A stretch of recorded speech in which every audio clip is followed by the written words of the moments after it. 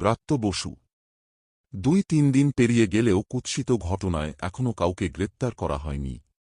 CBI উত্তর দিচ্ছে না। নীরব দাবি, মামলায় তদন্তের অগ্রগতি নিয়ে জানান সিবিআই। অগ্রগতি কি কেউ কিছু জানে না। কিচ্ছু পায়নি সিবিআইয়ের তরফে। বিজেপি বলছে প্রমাণ লোপাট করেছে। কি করেছে, কেন করেছে, কারা করেছে, সিবিআই জানাচ্ছে না। দীর্ঘসূত্রিতা। উত্তর চাই। উপস্থিত আছেন আমার মাননীয় মুখ্যমন্ত্রীর যে মন্ত্রিসভা, তার অন্যতম গুরুত্বপূর্ণ মন্ত্রী ডক্টর শশী পাঁজা। আপনারা বুঝতেই পারছেন আজকের এই সাংবাদিক বৈঠক ডাকা হয়েছে, সেটা হচ্ছে আর্থিকরের ঘটনার পরিপ্রেক্ষিতে। আমরা প্রথমে খুব ঘটনাটা বলি। এই নিন্দনীয় এবং নক্কারজনক ঘটনাটি আপনারা জানেন যে গত 9ই আগস্ট এটা ঘটেছিল এবং গত 13ই আগস্ট মহামান্য ন্যায়ালয়, কলকাতা হাইকোর্ট মামলাটি সিবিআই এর কাছে হস্তান্তর করে 4 দিনের মধ্যে। তারপর এখন অব্দি 23টা দিন পেরিয়ে গেছে। আরজিকরের ডাক্তার এই যে কুৎসিত ঘটনা এবং এই হত্যা মামলা এবং এখনো পর্যন্ত কাউকে গ্রেফতার করা হয়নি। ন্যায় বিচারের দাবিতে এখন অব্দি আজকের এই এখন বাজে 1:30, আজকে 5ই সেপ্টেম্বর, 550 ঘন্টার বেশি সময় পেরিয়ে গিয়েছে। সিবিআই কোন উত্তর দিচ্ছে না, তদন্তের অগ্রগতি বিষয়ে কিছু জানাচ্ছে না। সিবিআই সম্পূর্ণ নীরব।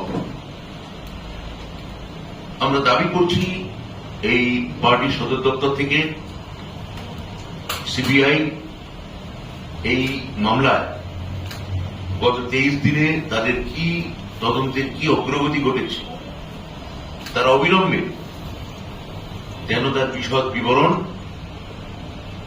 অতীতে তারা যেভাবে সাংবাদিক সম্মেলন করে দিয়েছে, ব্রিফ করেছে, সেই একইভাবে তারা যেন পেশ করেন। কেননা কলকাতা পুলিশ যখন এই মামলা পরিচালনা করছিল, তখন আমরা নিয়মিত সাংবাদিক বৈঠকের মাধ্যমে অগ্রগতি বা তার আপডেট আমরা পেতাম এবং সেই তদন্তের অবস্থা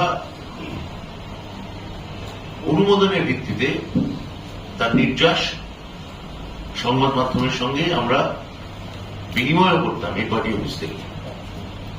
কিন্তু এখানে আপনারা যারা উপস্থিত আছেন এবং এই সাংবাদিক বৈঠকের মাধ্যমে যারা লক্ষ লক্ষ মানুষ যারা শুনছেন, তারা কেউ কি ধর্ষণ মামলায় সিবিআই কি তদন্ত করল, তার অগ্রগতি কি, এখানে আপনারা বা আমরা বা সাধারণ মানুষেরা আমাদের মতো তারা কি এটা এক বিন্দু কিছু জানেন? উত্তর হচ্ছে, এটারও উত্তর হচ্ছে না।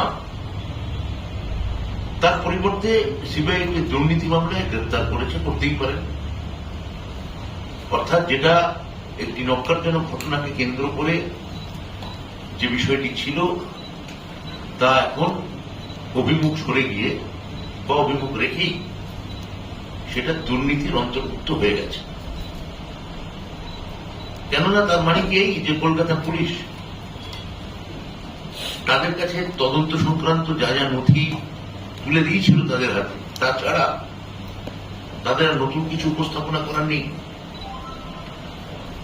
অপরাধের 24 ঘন্টার মধ্যে অন্যতম অভিযুক্তকে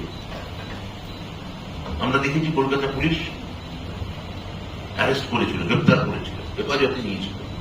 শশী পাঁজা অভিযান করছেন না কেন? সিবিআই এত দেরি করছে। উত্তর চাইবেন না। বিজেপি জাস্টিস চায় না, রাজনীতি করছে। বিল নিয়েও রাজনীতি করছে। ভিডিও দেখালো যেখানে নির্যাতিতার বাবা টাকার কথা অস্বীকার করছেন। রাজনৈতিক দলগুলো বাবা মাকে নিয়ে রাজনীতি করবেন না। ফেক ভিডিও ছড়িয়ে দিচ্ছে বিজেপির আইটি সেল। অপরাজিতা বিল সকলের দ্বারা অ্যাকসেপ্টেবল। বিরোধী, শাসক, অন্য রাজ্যের নেতারা অ্যাকসেপ্ট করেছেন। দ্রুত শাস্তি হবে। ডাক্তারদের আন্দোলনদের সহানুভূতির সাথে দেখছি আমরা। ঋতুপর্ণাকে অপমান করা মেনে নেওয়া যায় না। সমাজ বিভক্তি করার চেষ্টা। ব্রাত্য কেন করছেন, কারা করছেন, জানতে হবে।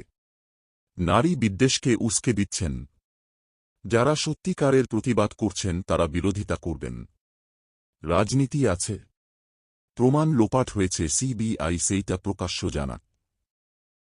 বলছি যে তারা এমনিও শোকাহত রয়েছেন এবং অত্যন্ত কঠিন অবস্থায়, খুব দুঃখে আমরা সকলেই রয়েছি এবং জনসাধারণের এটি প্রতিবাদ, প্রত্যেকেই তাদের পাশে থাকার জন্য প্রতিবাদী তাদের এই আন্দোলনকেও সমর্থন করে আমরা সকলেই আছি। আমরা প্রত্যেকেই জাস্টিসটাই চাইছি। সুতরাং এখানে কাদের থাকার কথা ছিল না, সেটা হচ্ছে রাজনীতি করার জায়গাটা, এই রাজনীতিটা হওয়ার কথা ছিল। তা আমরা একটাই খুব বিনম্রভাবে বলার চেষ্টা করছি যে মা বাবার উপরে কোনো রাজনৈতিক দল যেন চাপাচাপি না, কোনো রাজনৈতিক ফায়দা যে দলগুলো নাই, এবং তারা একটি বডি, ডেড বডি পেলে বিগত দিনগুলোতে অনেক অসংখ্য আমাদের উদাহরণ রয়েছে যেখানে তারা এই ভালচার পলিটিক্স করেছেন, যারা একটা লাশ পেলে সেটাকে নিয়ে রাজনীতি আরম্ভ করেছে, একটা মৃত্যু হলে আর রাজনীতি। এইখানে কিন্তু সেই জায়গাটা নয়, এখানে সকলেই আমরা থাকবো, সাধারণভাবে নাগরিক হিসেবে থাকবো এবং জাস্টিসের জন্য চাই। এবার আমরা যেটা আগে বলতে গেলে যে সিবিআই তাড়াতাড়ি করুক ন্যায় বিচার, যার জন্য এই বিলটা হয়েছে, বিলটা তো তার জন্যই, স্পিডি জাস্টিস, তাড়াতাড়ি প্রোভ হোক, তাড়াতাড়ি বিচার হোক, তাড়াতাড়ি শাস্তি হোক, এবং চরম শাস্তিরও এখানে উল্লেখ রয়েছে, যেটা সংশোধিত আইন 2023-এ বিএনএস এর ছিল না, মৃত্যুদণ্ডের কথাও বলেছে। তাহলে যতদিন না সিবিআই কিছু বলছে, ব্রাত্যতা সেটা বললেন পার্টির পক্ষ থেকে আমাদের বক্তব্যটা, ততদিন যেটা বললাম এই জায়গাটা ফাঁকা পেয়ে এই ফেক ভিডিওস ইত্যাদি যাচ্ছে। এবার এর নেতৃত্বে এবং নেপথ্যে যখন বিজেপি থাকে এবং তাদের আইটি সেলের টিম থাকে, আপনারা মনে রাখবেন যে যে বিষয়গুলো নিয়ে সত্যি আলোচনা করা যায় না, আমি নিজেও মহিলা, আমাদের শরীর নিয়ে আলোচনা করা যায় না, আমার শরীরের উপর ধর্ষণ সেটা নিয়েও আলোচনা করা যায় না, আমার শরীর উপরে ধর্ষণ হয়েছে সেটা নিয়ে রাজনৈতিক যুদ্ধক্ষেত্র হতে পারে না, হতে পারে না। কিন্তু আমরা দেখলাম পোস্টমর্টম রিপোর্ট নিয়ে অনেকগুলো কথা, যেটা মাননীয় চিফ জাস্টিস বললেন যখন 22 তারিখে হিয়ারিং হয়, যে পোস্টমর্টম রিপোর্ট আমার হাতেও আছে, সোশ্যাল মিডিয়াতে কি চলছে সেটা নিয়ে আমায় বলবেন, এটা চলার কথা নয়।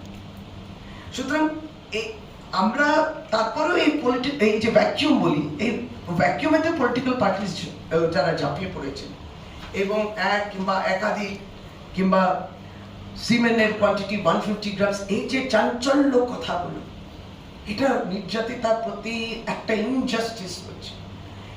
আর তারপরে আমরা এটাই বলি যে এই যে ইনজাস্টিস তার প্রতি হচ্ছে, তারও মৃত্যুর পরে, এরকম মৃত্যুর পরে তারও অধিকার রয়েছে। ফলে প্রত্যেককেই, আবার এখানেও কিছু সেকশন মিডিয়া আবার এই রিপোর্টগুলোকে নিয়েও আলোচনা অনেকগুলো হয়েছে, যেগুলো করা যায়। আমরা